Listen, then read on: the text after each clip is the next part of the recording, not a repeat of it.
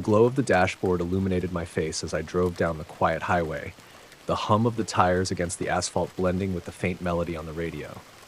It was late, late, too late, and I could feel the exhaustion tugging at my eyelids after a grueling shift at the hospital. The empty stretch of road should have been comforting, but tonight it felt eerily isolating. I yawned, trying to shake off the drowsiness, when my eyes caught a glimmer in the rearview mirror. Headlights. They had been there for a while, I realized, following me since I left the hospital parking lot. At first, I thought nothing of it. Coincidences happened, right? Maybe they were heading in the same direction. But as I turned onto the smaller roads that led toward my neighborhood, the car stayed with me, maintaining the same speed and distance. A chill ran down my spine. I told myself to calm down, that I was being paranoid, but my hands gripped the steering wheel a little tighter. I glanced at the dashboard clock, 11:47 p.m. The road ahead was pitch black, the occasional streetlight casting long shadows on the pavement. I turned the music down, straining to hear something, anything. My heart thudded louder than the engine. The headlights in the mirror seemed brighter now, too bright for comfort. They were closer. I took a deep breath and decided to test my theory. At the next intersection, instead of turning left toward home, I went right toward the strip of late-night stores and gas stations. The car followed. That's when I knew. My fingers trembled as I reached for my phone, scrolling to Ryan's contact. My boyfriend was always the calm one, the rational one. He'd know what to do. But before I hit call, I hesitated. What if I was overreacting? What if this was just some random driver who happened to be heading the same way? The last thing I wanted was to sound ridiculous. I drove into the parking lot of a 24-hour grocery store, pulling into a well-lit spot near the entrance. My pulse was racing now, the weight of the situation sinking in. The SUV stopped too, parking a few spaces away. The glow of their headlights bathed the area in an unnatural brightness, making the shadows seem darker. I couldn't see inside, but I knew they were watching. My phone buzzed in my hand, snapping me back to reality. It was Ryan, probably wondering why I wasn't home yet. I answered immediately, trying to keep my voice steady. "Hey, babe," I said, forcing a casual tone. "I'm just running a little late, almost home." "Emily, are you okay?" His voice was sharp, concerned. He knew me too well. I hesitated, swallowing hard. "I think someone's following me." There was silence on the other end for a second, and then his tone shifted. "Where are you?" "The grocery store on Oakwood," I said, my voice barely a whisper. "Stay there. I'll meet you. Don't leave the car." I nodded, even though he couldn't see me, my eyes darting to the SUV. The doors remained shut, the windows opaque. My imagination ran wild with possibilities, each one worse than the last. But the fear of sitting idle became unbearable. I started the engine again, deciding to make a dash for home. Ryan could meet me there, and at least I'd be on familiar ground. As I pulled out of the lot, the SUV roared to life, its lights piercing through the night. As I merged back onto the main road, the SUV's headlights loomed behind me, like twin eyes glowing in the dark. The streetlights were sparse now, and every shadow felt alive, pressing against the edges of my vision. My palms were slick with sweat, gripping the steering wheel so tightly it hurt. Every instinct screamed at me to drive faster, but I forced myself to stay steady, not wanting to make a mistake in my panic. Ryan's voice echoed in my head. "Stay calm. Get home. Lock the doors." But home felt impossibly far away, and the thought of those men knowing where I lived sent shivers down my spine. Still, it was the only place I could think of where I might be safe, where Ryan would be waiting. My heart pounded as I made another turn, this time onto the long, winding street that led directly to our house. The SUV followed without hesitation. Its headlights cast eerie shadows across the trees lining the road, their bare branches clawing at the edges of my windshield. I pressed harder on the gas. My small sedan groaned in protest, but the SUV didn't falter. It kept pace, its engine a low, guttural growl behind me. My phone, lying on the passenger seat, buzzed again, but I didn't dare take my eyes off the road to check. I already knew who it was. Finally, the familiar outline of our house appeared at the end of the street, its porch light glowing faintly in the darkness. Relief washed over me as I pulled into the driveway, my tires screeching slightly as I came to a halt. I barely registered the sound of my own car door slamming shut as I bolted toward the front steps. Ryan! I shouted, my voice breaking. Before I reached the door, it flew open. Ryan stood there, his broad frame silhouetted against the light from inside. In his hand was a wooden baseball bat, and his expression was pure determination. "They're here," I managed to gasp, pointing behind me. He didn't need to ask. The SUV rolled to a stop at the edge of the driveway, its engine still rumbling. For a moment, there was nothing but the deafening sound of my own breathing and the low hum of the vehicle. Then the doors opened. Two men stepped out, their movements slow and deliberate. They were dressed in dark clothing, their faces partially obscured by caps pulled low over their eyes. They didn't speak, but the way they approached sent every alarm bell in my body ringing. Ryan stepped in front of me, the bat raised slightly as if daring them to come closer. "What do you want?" Ryan's voice was calm but firm, carrying an edge that made even me flinch. The men hesitated, exchanging a glance. For a moment, I thought they might answer. Instead, one of them took a step forward, reaching into his jacket. My breath hitched, but Ryan didn't move, his stance unyielding. "Leave. Now!" Ryan commanded, his voice like steel. The tension was unbearable, the air heavy with unspoken threats. Finally, after what felt like an eternity, the man lowered his hand and muttered something to his companion. They backed away slowly, retreating to the SUV. The engine roared to life and the vehicle sped off into the night, its taillights disappearing down the street. As soon as they were gone, my legs gave out and I sank onto the steps, shaking uncontrollably. Ryan crouched beside me, the bat still clutched in his hand. "Are you hurt?" he asked, his voice soft now. I shook my head, unable to speak. My chest felt tight, my breaths coming in short gasps. Ryan sat down beside me, his arm wrapping protectively around my shoulders. "They're gone," he said, as if repeating it might make it true. "But we're calling the police. They're not getting away with this." I nodded weakly, but my mind was far away, still stuck in the terror of those headlights following me through the dark. The safety of home suddenly felt fragile, as if it could shatter at any moment. The minutes after the SUV disappeared felt like hours. My hands were still trembling as I sat on the front steps, Ryan's arm around me, his presence the only thing keeping me grounded. He held his phone to his ear, speaking in short, clipped sentences to the police dispatcher. I caught fragments of the conversation. Two men followed her home, black SUV, but my mind drifted in and out, replaying every moment of the night in vivid detail. By the time the police arrived, my breathing had steadied, though the fear still clung to me like a second skin. Two officers stepped out of the cruiser, their faces calm and professional. They asked me to recount what had happened, and as I spoke, the reality of the situation sank in deeper. The officers nodded and took notes, their questions probing for details. The make and model of the SUV, any distinguishing features of the men. I struggled to remember anything beyond the blinding headlights and the overwhelming sense of dread. "We'll patrol the area," one of them assured me, "and we'll keep an eye out for vehicles matching the description. It's good that you called us." Good. The word felt hollow. I nodded politely, but as they drove away, their reassurance felt thin, like a bandage on a wound that needed stitches. Ryan led me inside, locking the door behind us and double-checking the windows. The house was quiet except for the faint hum of the refrigerator and the ticking of the clock in the living room. It was a stark contrast to the chaos that had just unfolded. "You're safe now," Ryan said, his voice low and steady. "They won't come back." But his eyes betrayed him. Beneath the calm exterior, I could see the worry, the anger simmering just below the surface. Ryan wasn't the type to let things go easily, and I knew this wouldn't end with a simple police report. That night, sleep was impossible. Every creak of the house, every gust of wind outside, sent my heart racing. Ryan stayed awake too, sitting on the couch with the baseball bat resting against his leg. When I finally drifted off in the early hours of the morning, it was on the couch beside him, his presence the only thing keeping the nightmares at bay. The following days were a blur. The police hadn't found anything. No suspicious vehicles, no sign of the men. Life was supposed to go back to normal, but I felt anything but normal. Driving to work became an ordeal, every passing car a potential threat. I changed my routes, avoided staying late, and constantly checked my rearview mirror.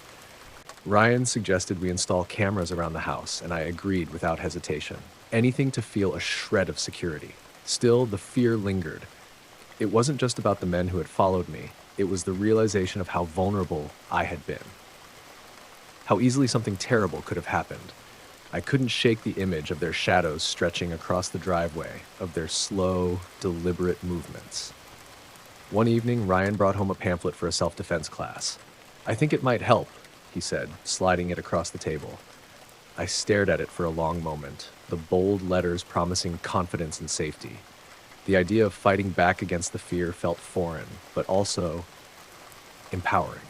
I signed up for the class and attended my first session the following week. The instructor, a petite woman with sharp eyes and a commanding presence, taught us how to stand, how to strike, how to find strength even when we felt powerless. With each punch, each shouted no, I felt a piece of myself returning, a part that had been lost in the blinding glare of those headlights. Ryan joined me for a few classes, cheering me on as I landed my first solid strike on the practice pad. "You're a natural," he said with a grin, and for the first time in weeks, I laughed. The tension that had wrapped itself around me began to loosen, bit by bit. Months passed, and while the fear never fully disappeared, it transformed into something else: caution, awareness. I stopped avoiding the night, stopped flinching at every shadow. I wasn't the same person who had gripped the steering wheel in terror on that dark highway. I was stronger now, more prepared. One night, as I drove home from work, the memory of the SUV flickered in my mind. A car behind me turned onto the same road, its headlights cutting through the dark. My pulse quickened for a moment, but I took a deep breath, steadying my grip on the wheel. I wasn't that terrified woman anymore. If something happened, I knew I could handle it. As I pulled into the driveway, the car behind me kept going, its lights disappearing down the street. I sat there for a moment, the faint hum of the engine fading into silence. The fear had tried to take something from me, but it hadn't won, not completely. Ryan opened the front door, his smile warm as he waved me inside, and for the first time in a long time, I felt like I was truly home.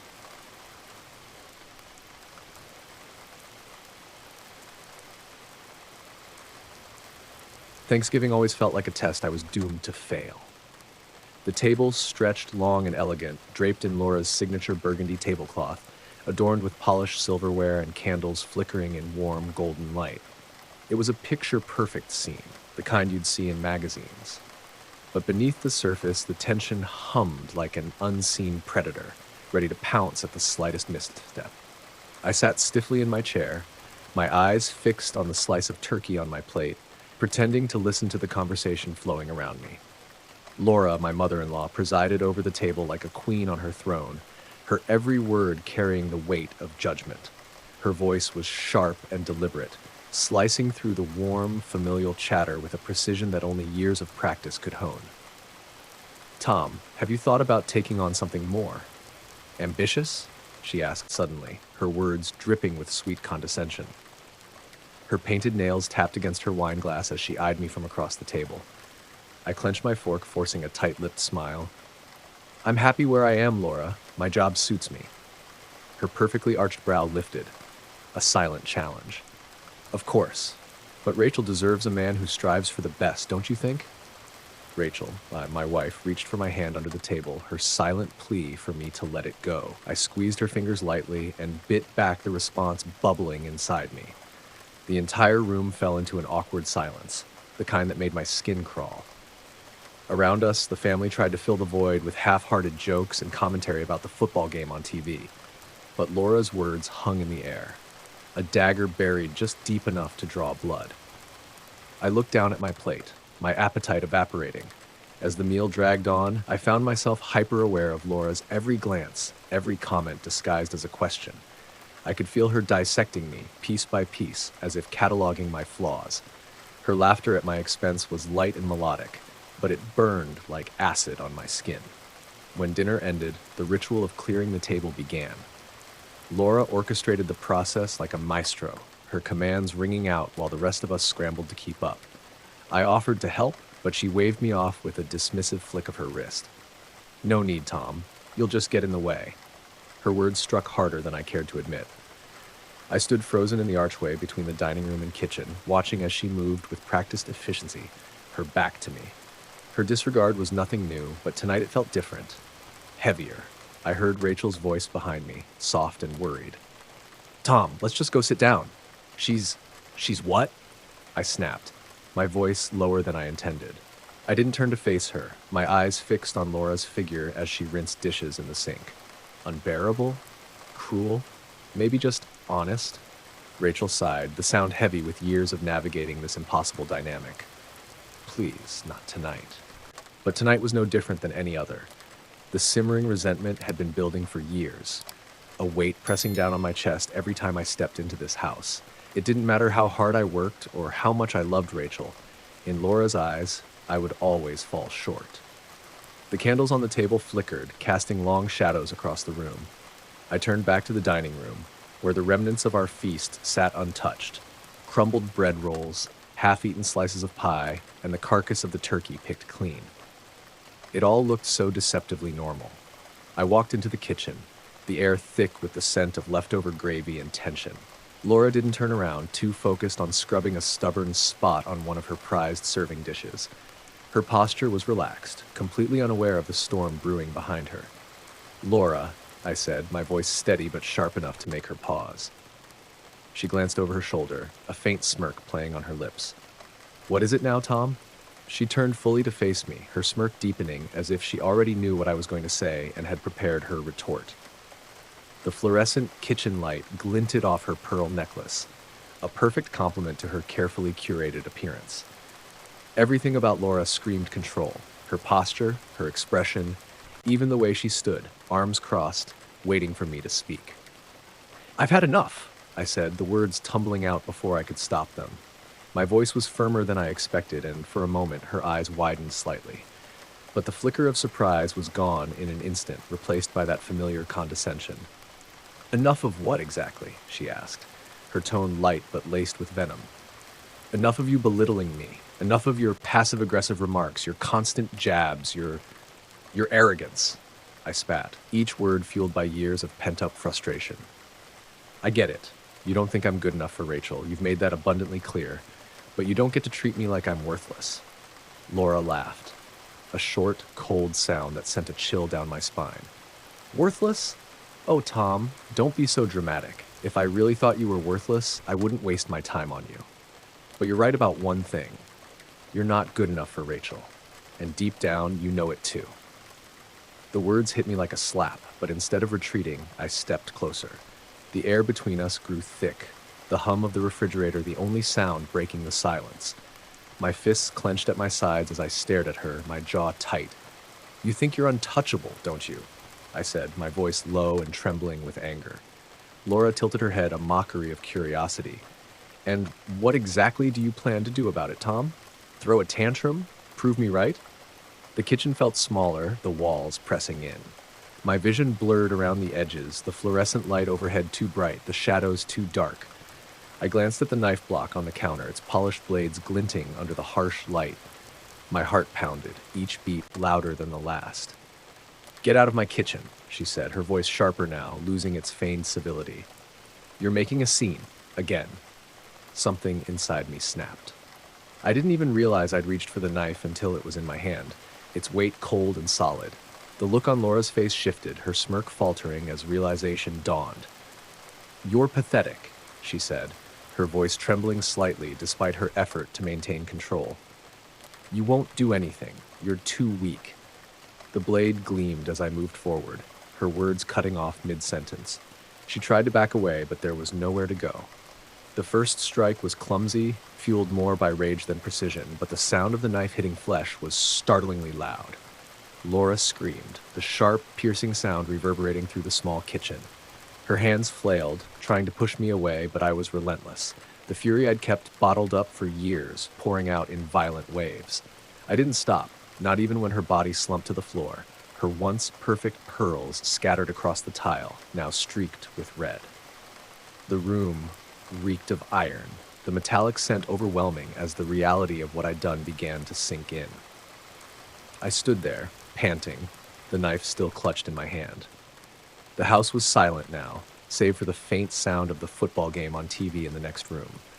I looked down at her lifeless form, the anger fading, replaced by a strange, chilling calm. I dropped the knife onto the counter and wiped my hands on a dish towel, the fabric smearing rather than cleaning. Glancing at the clock, I noted that only a few minutes had passed, though it felt like hours. "Tom?" Rachel's voice called faintly from the dining room, pulling me from my haze. I took a deep breath, steadying myself before turning toward the doorway. "Coming," I said, my voice disturbingly even. I stepped into the dining room, forcing a smile as Rachel looked up from her spot at the table. The rest of the family was still engrossed in the football game on TV, their laughter and cheers a stark contrast to the chaos that had just unfolded in the kitchen. My pulse pounded in my ears, but outwardly I was composed, my expression carefully neutral. "Everything okay?" Rachel asked, her brow furrowing slightly as she glanced toward the kitchen. "Yeah," I replied smoothly, slipping into my chair beside her. "Your mom's just cleaning up. She said to enjoy the game." Rachel hesitated, her eyes searching my face for a moment before she nodded. "That sounds like her," she said with a small smile, though her voice carried a hint of unease. I reached for my glass of water, my hand trembling slightly as I brought it to my lips. The cold liquid did little to calm the storm inside me. I could feel the weight of what I had done pressing down on my chest. But at the same time, there was a strange sense of liberation. For the first time in years, Laura's voice was silent. Minutes stretched into an eternity as I sat there, feigning interest in the game while my mind raced. I could still see the scene in the kitchen every time I blinked, the blood pooling on the tile, the scattered pearls glinting like broken promises. The thought should have filled me with horror, but instead I felt an unsettling calm. She had pushed me too far, and now she was gone. Simple as that. "Tom?" Rachel's voice cut through my thoughts again, bringing me back to the present. She looked at me with concern, her hand resting lightly on mine. "Are you sure you're okay? You seem off." "I'm fine," I said quickly, my voice a little too sharp. I softened my tone, squeezing her hand reassuringly. "Just tired, I guess. It's been a long day." She nodded, though the worry in her eyes lingered. "Maybe we should head home soon. Mom can handle the cleanup." "Yeah," I agreed, glancing toward the kitchen. "Probably a good idea." The rest of the evening passed in a haze. I helped Rachel gather our things, my movements mechanical as I went through the motions of normalcy. The family said their goodbyes with the usual warmth, thus oblivious to the grim reality hidden just a few feet away. As we stepped out into the crisp night air, I felt a weight lift from my shoulders, though the shadows seemed darker than before. The drive home was quiet. Rachel leaned her head against the window, her breath fogging the glass as she stared out into the night. I kept my eyes on the road, my knuckles white as I gripped the steering wheel.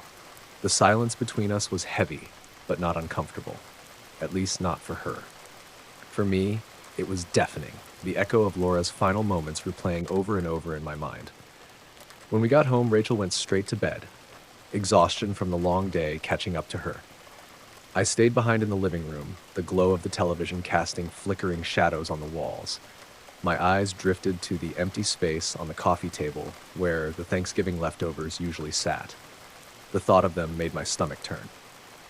"I hate Thanksgiving leftovers," I muttered to myself, the words bitter on my tongue. I leaned back on the couch, closing my eyes for a moment. The room was quiet, but my mind was anything but.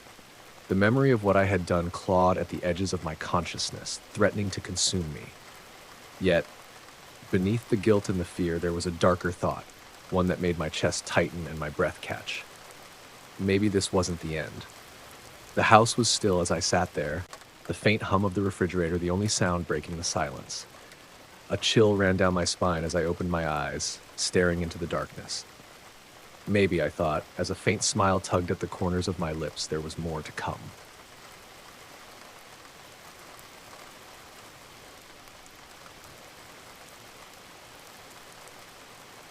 The bar was louder than I remembered.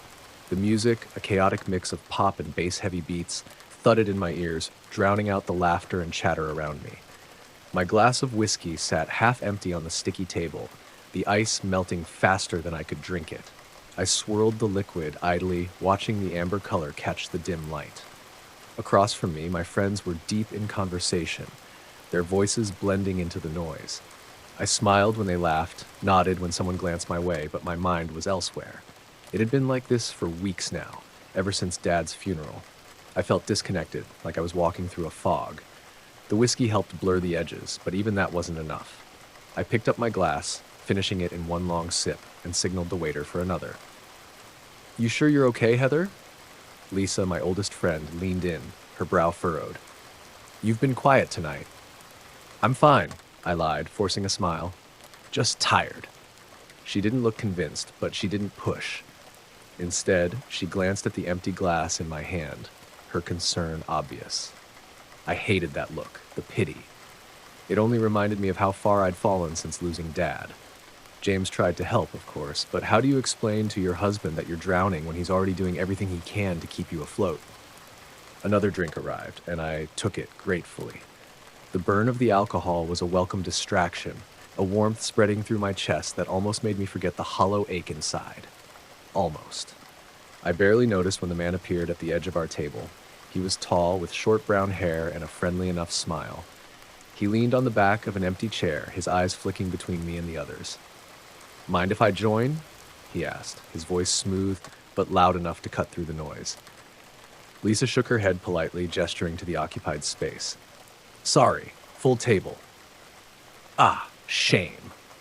He lingered for a moment longer than necessary, his gaze settling on me. "Well, enjoy your night." I didn't think much of it. People like him always floated around bars, trying their luck. I returned my attention to my drink, the conversation resuming around me, though I hardly registered it. My thoughts drifted to James again. He'd called earlier, asking when I'd be home. I told him not to wait up. Hours passed, or maybe it was minutes. The room grew blurrier, the faces less distinct. At some point, my friends said their goodbyes, leaving me alone at the table. I don't remember why I stayed. Maybe it was the third, or was it fourth, drink. Maybe it was the thought of going back to the quiet house where James would be asleep, and the loneliness would feel louder than the bar ever could. When I finally stood to leave, my legs wobbled, the room spinning slightly. I clutched the edge of the table for balance, muttering something incoherent to the waiter as I made my way to the door. The cold night air hit me like a slap, sobering me just enough to realize how drunk I was. My phone buzzed in my pocket. James, again. I ignored it, fumbling with the map on my screen to find the fastest route home. I could walk. It wasn't far. The streets were quiet, empty save for the occasional passing car. Streetlights cast long shadows on the pavement, the glow flickering like old light bulbs about to give out. I barely noticed the footsteps behind me until they were too close to ignore. The footsteps were steady, deliberate, and too close for comfort. At first, I thought I was imagining things, just my nerves playing tricks on me. But the sound didn't waver, didn't fade. I turned my head slightly, my breath hitching as I saw him, the same man from the bar. His friendly smile was gone, replaced by a blank expression that sent a chill down my spine. I stumbled forward, my heart pounding, every nerve in my body screaming at me to get away. "It's nothing," I muttered to myself. "He's probably just walking in the same direction." But even as I tried to convince myself, the uneasy feeling grew stronger. "Hey," his voice called out behind me, calm but unnervingly persistent. "You okay? Need some help getting home?" I didn't answer. My fingers fumbled with my phone as I tried to call James, my vision blurring as panic began to set in. The phone slipped from my hand, clattering onto the pavement. I stopped to grab it, but before I could, he was there, closer than I realized. He picked up the phone, holding it out to me with an unsettling smile. "You dropped this," he said, his tone smooth but cold. His eyes bore into mine, and something about them made my stomach twist. There was no kindness there, no concern, only calculation. "I'm fine," I managed to stammer, snatching the phone from his hand. I turned and quickened my pace, hoping he would take the hint and leave me alone. But he didn't. "Come on," he said, his footsteps matching mine. "You shouldn't be walking alone this late. It's not safe." The irony of his words hit me like a punch. My throat felt tight, the air around me growing heavier with each step. The streets seemed darker now, the comforting glow of the streetlights replaced by looming shadows. I glanced over my shoulder and saw him closing the gap between us, his movements calm and unhurried, like he knew there was no rush. I turned down a side street, hoping to lose him, but my coordination was shot. My legs wobbled and I stumbled against a lamppost, cursing under my breath. When I looked up, he was there, blocking my path. His smile was gone, replaced by a look of quiet menace. "Let me help you," he said, reaching for my arm. His grip was firm, almost gentle, but it sent a wave of terror through me. I yanked my arm back, stumbling away from him. "Don't touch me!" I shouted, though my voice wavered, weak and slurred. He sighed, his expression shifting to something colder. "You're making this harder than it needs to be." Panic took over. I turned to run, but my drunken state betrayed me, my legs giving out beneath me. I hit the pavement hard, the impact jarring but sobering. My phone clattered out of my hand again, the screen lighting up with an incoming call. Mom. "Heather?" I heard her voice faintly as I fumbled to pick up the phone, but the man was faster. He snatched it up and ended the call, shoving the phone into his pocket. "Stop fighting," he hissed, his tone low and dangerous. He grabbed me by the arm, hauling me to my feet. The world spun as I struggled against him, my protests muffled by the pounding in my ears. But then another voice rang out, sharp and furious. "Hey, let her go!" I turned my head, relief flooding through me as I saw my mom and James running toward us. Mom's voice was shrill, her face pale with terror, but it was James who reached me first. His fists clenched, his entire body coiled like a spring, ready to snap. The man let go of me abruptly, his expression darkening as he backed away. "Relax," he muttered, raising his hands in mock surrender. "I was just helping her." James didn't buy it. "Get the hell away from her," he growled, stepping between me and the man. Mom was at my side in an instant, her hands gripping my shoulders as she looked me over, her eyes wide with panic. The man hesitated for a moment, then turned and walked away, disappearing into the shadows. My legs gave out again, and I collapsed into Mom's arms, the adrenaline fading and leaving me trembling. James stood there for a long time, staring down the street where the man had vanished, his fists still clenched. The night was silent except for my ragged breathing. I could feel the weight of their concern, but all I could think about was how close I'd come to disappearing into the darkness. The ride home was a blur. Mom sat beside me in the back seat, her arms wrapped tightly around me like I might vanish if she let go. James drove in tense silence, his knuckles white on the steering wheel. The car smelled faintly of my mom's lavender perfume, but it wasn't enough to mask the acrid scent of fear clinging to me. No one spoke until we pulled into the driveway. James turned off the engine and sat there for a moment, staring straight ahead. Finally, he broke the silence. "You should have called me sooner, Heather." His voice wasn't angry, but it was heavy with disappointment, and that cut deeper than any shouting match ever could. I looked down at my trembling hands, unable to meet his gaze. Inside, the house was too quiet. Mom guided me to the couch, while James disappeared into the kitchen. I could hear him rummaging through drawers, the sharp clatter of objects punctuating the silence. Mom handed me a glass of water, her fingers brushing mine as she spoke softly. "Drink this. You're safe now." Safe. The word felt foreign, almost meaningless. My mind kept looping back to those few terrible minutes. The man's grip on my arm, the cold malice in his voice, the way my own body had betrayed me, sluggish and weak. I had never felt so powerless. James returned with a blanket, draping it over my shoulders. He sat beside me, his eyes scanning my face for answers I didn't have. "What happened, Heather?" he asked quietly. "Why were you out there alone?" The weight of their concern was suffocating, but the truth was even worse. "I don't know," I whispered, my voice breaking. I just wanted to feel normal again." James looked away, his jaw tightening. Mom reached for my hand, her grip warm and steady. "You scared us, sweetheart," she said. "But we're here now, and we'll figure this out together." The next morning, the reality of the situation hit me with full force. The bruises on my arm from where he grabbed me, the ache in my knees from falling, physical reminders of a night I wished I could erase. But it wasn't just my body that felt broken. My mind was fractured, replaying every moment over and over, each time whispering what if. I spent the day in a fog, barely eating, barely speaking. Mom and James hovered, their worry palpable, but they didn't push.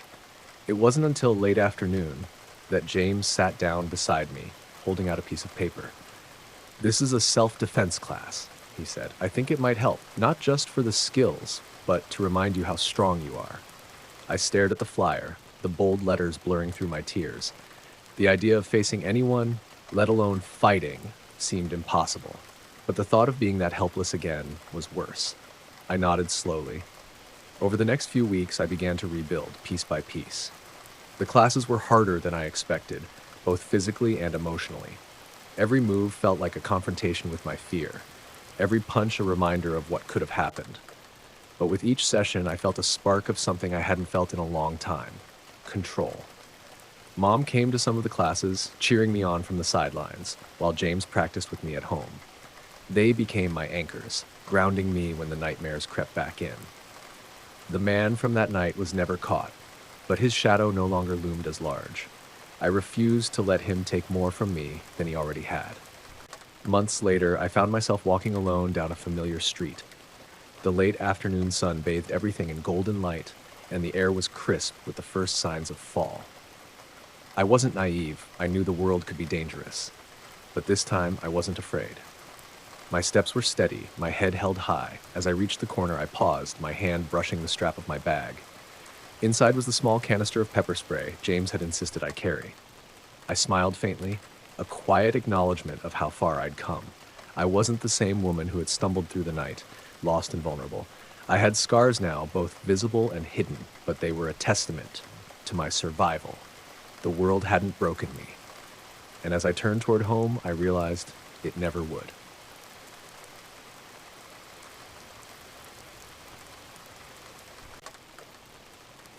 The chill in the air cut through my jacket as the four of us stood under the faint glow of the school's security lights.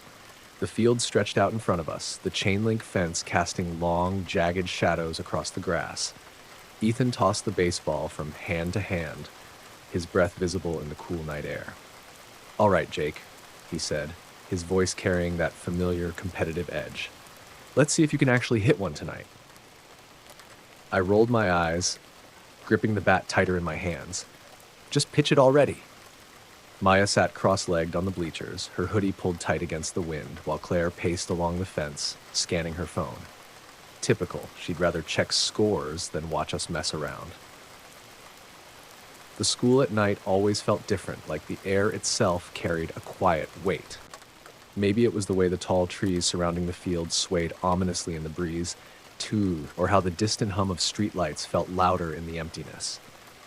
Ethan wound up and pitched the ball, fast and low. The satisfying crack of the bat meeting leather broke the silence, the ball sailing high into the night. I dropped the bat, jogging toward first base as it landed somewhere in the outfield. "Not bad," Ethan admitted, jogging to retrieve it. "Still doesn't make you MVP." Yeah, I muttered, brushing dirt off my jeans. We played for another hour, laughter echoing across the field despite the creeping cold. It felt normal, just another Friday night blowing off steam. But even then, I couldn't shake the feeling that something was off. The air felt too still between the gusts of wind, and every so often, I thought I heard faint footsteps beyond the fence. I glanced toward the school building, its dark windows staring back like hollow eyes. Nothing moved, but the uneasy sensation lingered. "Guys, I'm freezing," Claire called, shoving her phone into her pocket.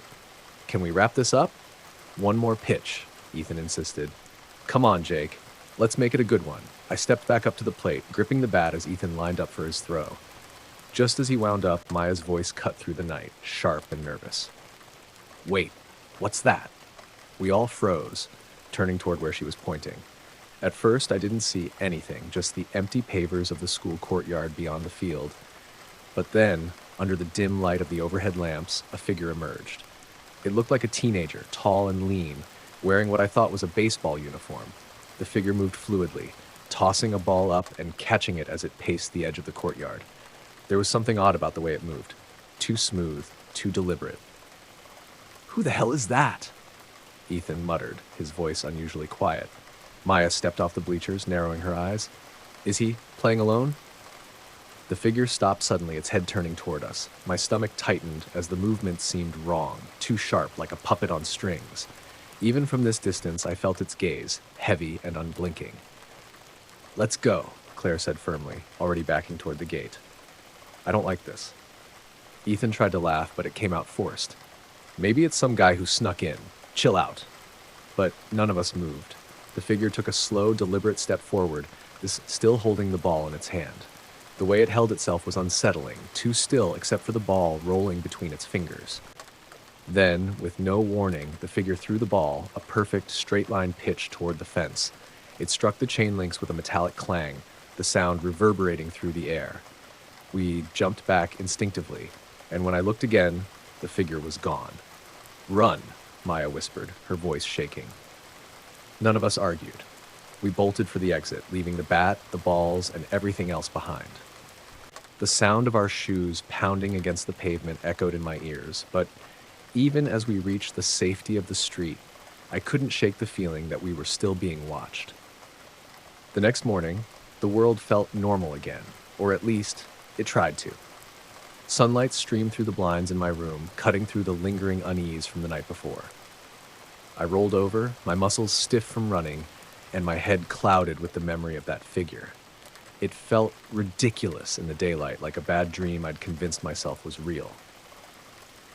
I dressed quickly, grabbing my backpack and baseball gear. We'd left everything on the field last night, and I wasn't about to let my bat or glove disappear because we'd gotten spooked. My mom called out as I headed for the door, but I mumbled something about going to the field and walked out without for her response. The school looked completely different in the daytime. The shadows that had loomed over the building were gone, replaced by the harsh brightness of a clear autumn morning. The field was empty, except for a few stray wrappers blowing across the dirt. It was quiet, peaceful even, but the memory of the figure's movement, so strange, so wrong, hovered at the edge of my mind. I found the bat and most of our gear near the pitcher's mound, right where we dropped everything. I stuffed it all into my bag, relieved that no one had taken it.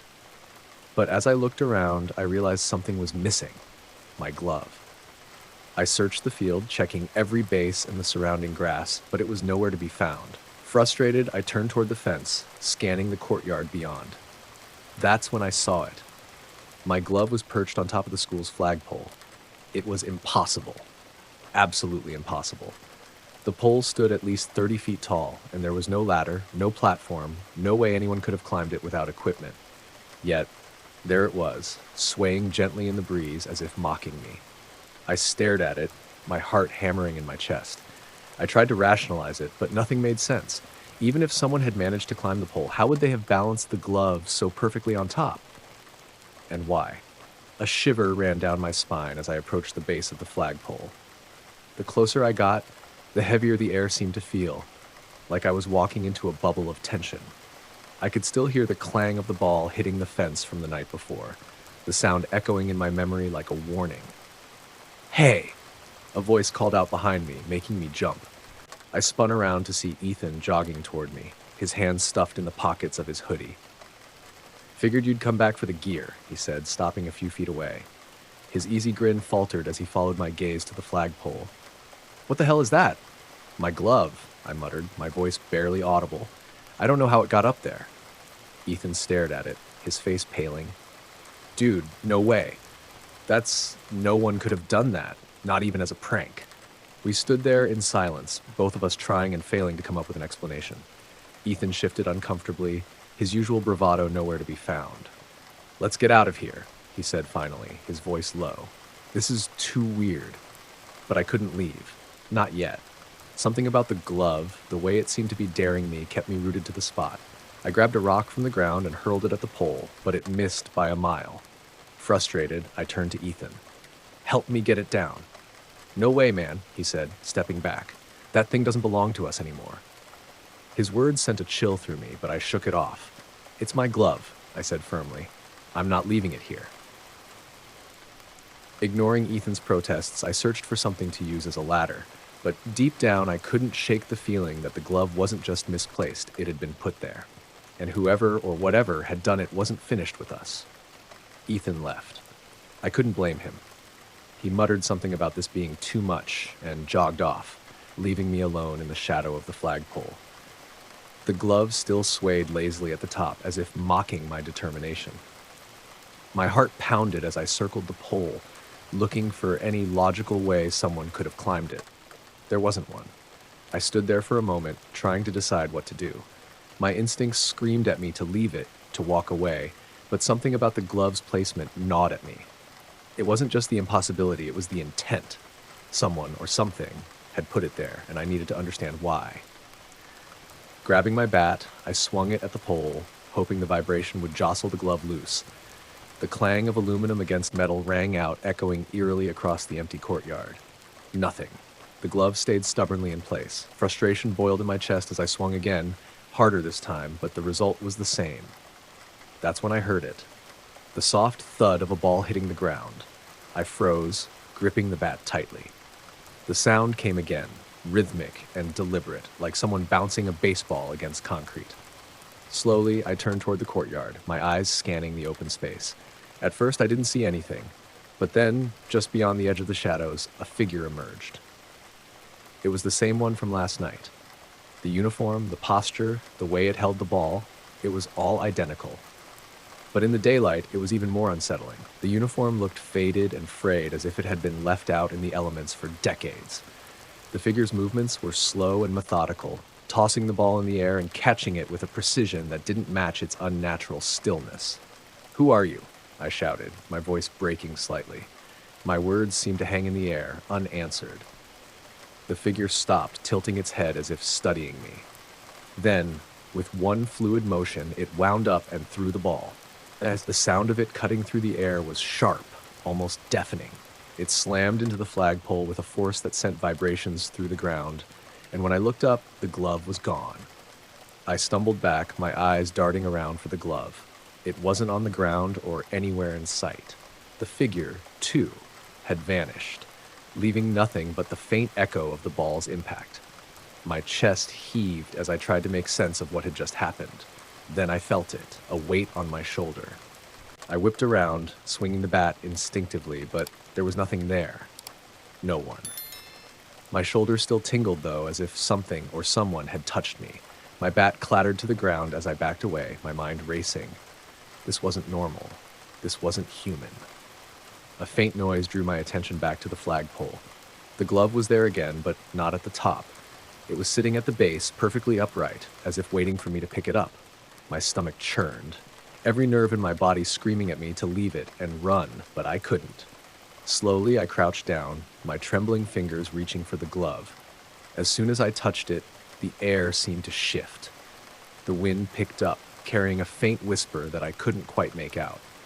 My breath caught as I stood, clutching the glove to my chest like it was a lifeline. I didn't wait to find out what would happen next. I ran, my feet pounding against the pavement as I bolted toward the street. I didn't look back, not even when I thought I heard footsteps following me. When I got home, I threw the glove into the closet and slammed the door shut. My hands were shaking, and I could still feel the weight of the air around the flagpole, the unblinking gaze of the figure. Ethan's words echoed in my mind. That thing doesn't belong to us anymore.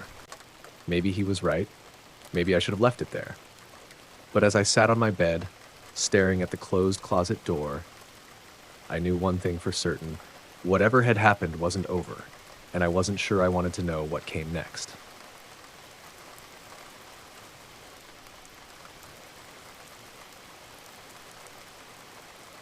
The lecture hall was quiet, except for the faint tapping of fingers on keyboards and the occasional shuffle of papers. I sat in my usual spot, 3 rows from the front, with my notebook open and pen poised, trying to focus on the professor's monotone voice as he droned on about 19th century literary movements. The light streaming through the high windows bathed the room in a golden haze, giving the dull lecture an oddly serene backdrop. Beside me, Ryan nudged my arm with a smirk. "You're zoning out again," he whispered, sliding his notebook closer so I could copy his notes if I wanted. "Long night?" "Not really," I whispered back, forcing a small smile. "Just tired." From the corner of my eye, I noticed Nathan Blake a few seats behind me. He wasn't taking notes, just staring straight ahead with a blank expression. His laptop was closed, his hands folded neatly on top of it. There was something unnerving about how still he was, like he didn't belong in the casual rhythm of a classroom. I turned my attention back to the lecture, willing myself not to think about him. Nathan wasn't someone I knew well. We'd had a few classes together over the past 2 years, but we'd never spoken much beyond polite greetings. He always seemed a little off, quiet, overly observant. But lately, I'd started to notice him more. Not because I wanted to, but because he seemed to be everywhere I was. After class, as I packed my bag, I noticed Nathan lingering near the exit. He wasn't talking to anyone, just standing there as if waiting for something or someone. My stomach tightened. I hated how aware of him I'd become, like his presence demanded my attention even when I didn't want to give it. Ryan interrupted my thoughts. "You coming to the library?" he asked, slinging his backpack over one shoulder. "Yeah," I said quickly, grateful for the excuse to move. As we walked out together, I glanced back and saw Nathan watching me, his eyes unblinking. Later that evening, as I scrolled through Instagram in my dorm, a notification popped up. Nathan had liked a post of mine. That wasn't unusual. Lots of classmates followed each other. But this post was from over a year ago, a photo of me and Megan at a summer fair. The thought of him scrolling that far back made my skin crawl. "Hey, what's up?" Megan's voice pulled me back to the present. She was leaning against the doorway, holding a mug of tea. "You look weird. Do you think it's, I don't know, creepy if someone likes an old post of yours?" I asked hesitantly. Megan laughed, setting her mug on the desk. "Depends on how old.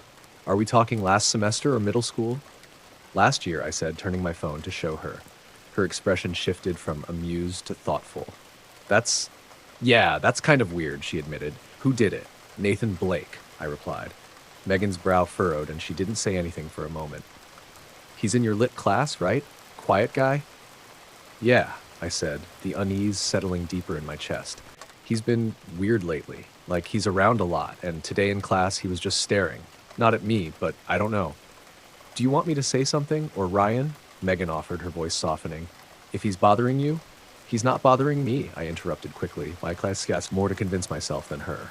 "It's probably nothing. Just me overthinking." Megan nodded, but didn't look convinced. "Okay, but let me know if it gets worse. Seriously." That night, I lay in bed, scrolling mindlessly through my phone to distract myself. But when I checked Nathan's profile, my stomach dropped. He'd liked more posts, 5, maybe 6, all from over a year ago.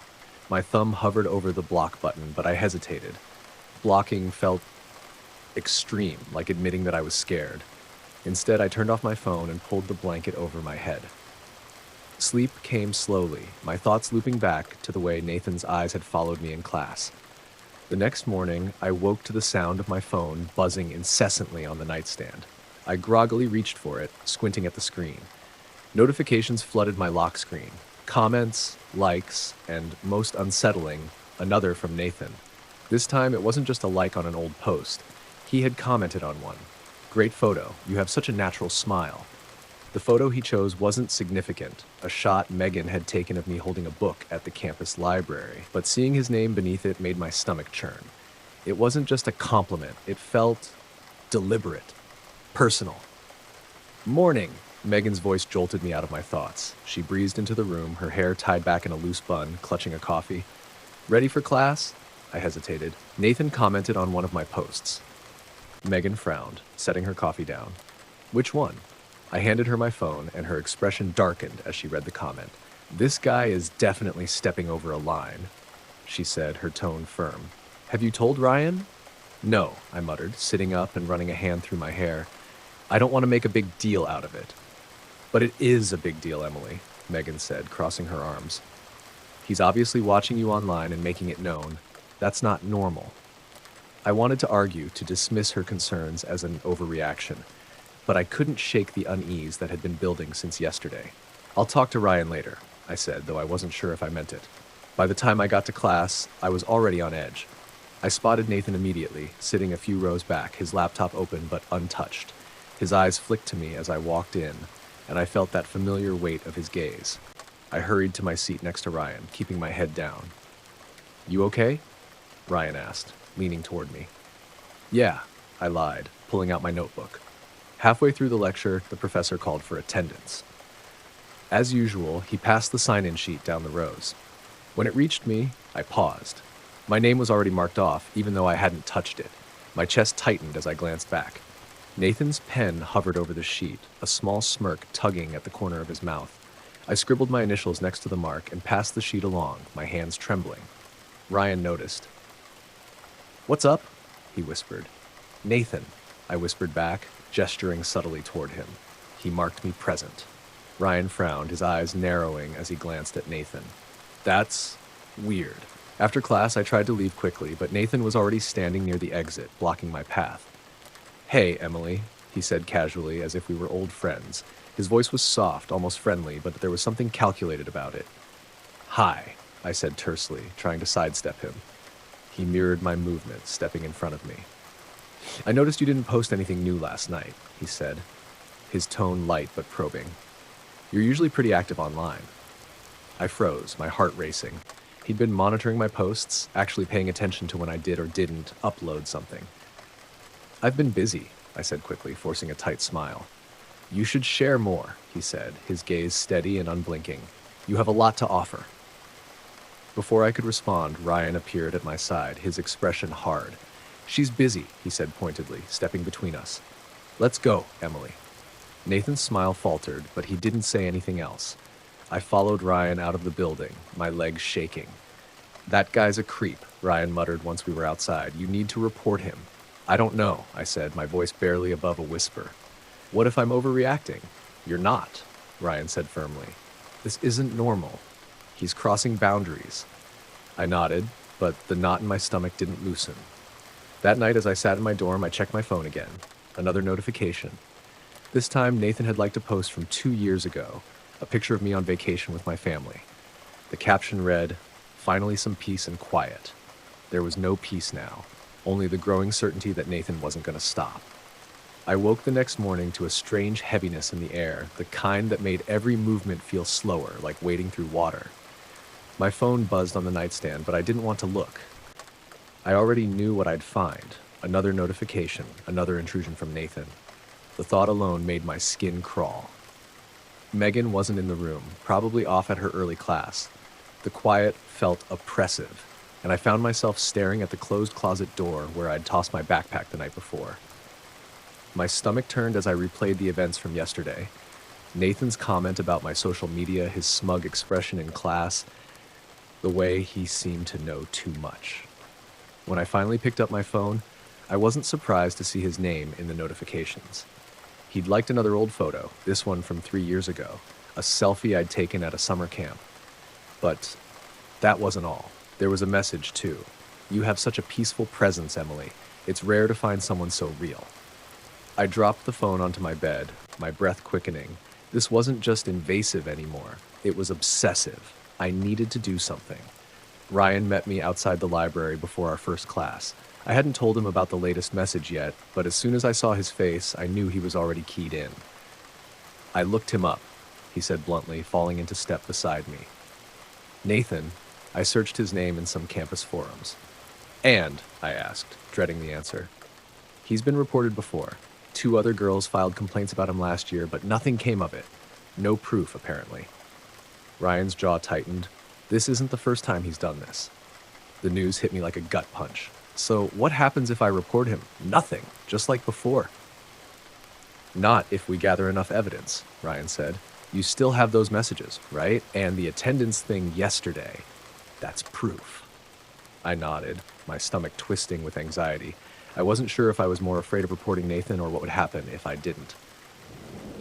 After class, I made my way to the student affairs office, Megan and Ryan insisting on coming with me. As I explained everything, Nathan marking me present in class, the old photos he'd liked, the messages, the counselor's expression grew more serious. "You did the right thing by coming forward," she said, her voice calm and professional. "We'll start an investigation immediately." Relief washed over me, but it was fleeting. That afternoon, as I walked back to my dorm, I couldn't shake the feeling of being watched. I glanced over my shoulder more than once, my paranoia mounting with each step. The campus was bustling with students, but every shadow, every passing face felt like a threat. When I reached my room, there was something on the floor just inside the door, a single white flower, a daisy. My blood ran cold. I hadn't put it there, and Megan was still out. The implications were immediate and terrifying. Nathan had been here. I dropped my bag and backed out into the hallway, my heart hammering in my chest. Ryan's number was already dialing before I realized it. "He was in my room," I whispered when he picked up. "He left something." Ryan arrived minutes later, his face dark with anger. He called campus security immediately, but by the time they arrived, the hallway was quiet and there was no sign of Nathan. The flower was bagged as evidence, and I spent the night in Megan's room, too afraid to stay alone. The next few days passed in a blur of anxiety and restless nights. The university confirmed that Nathan was being investigated and barred him from attending any of my classes. But even with that reassurance, the feeling of safety never fully returned. One evening, as I sat in the library trying to study, my phone buzzed again. The name on the screen made my heart drop. Unknown number. I hesitated before opening the message. It was a single sentence, chilling in its simplicity. You're even more beautiful when you're scared. My breath caught, and I looked around the library, my pulse racing. Faces blurred together, none of them familiar. I grabbed my things and left, my mind spinning. The semester ended soon after, and I went home for the holidays, desperate for distance. But the unease followed me. I deactivated all my social media, blocked unknown numbers, and avoided logging into anything that might give away my location. It helped, but only a little. Months later, as I prepared to return to campus for the next semester, I opened my laptop to check my email. Among the usual announcements and updates was a new notification from an account I didn't recognize. The subject line read, "I'll see you soon, Emily." I slammed the laptop shut, my hands trembling. He was still out there, waiting.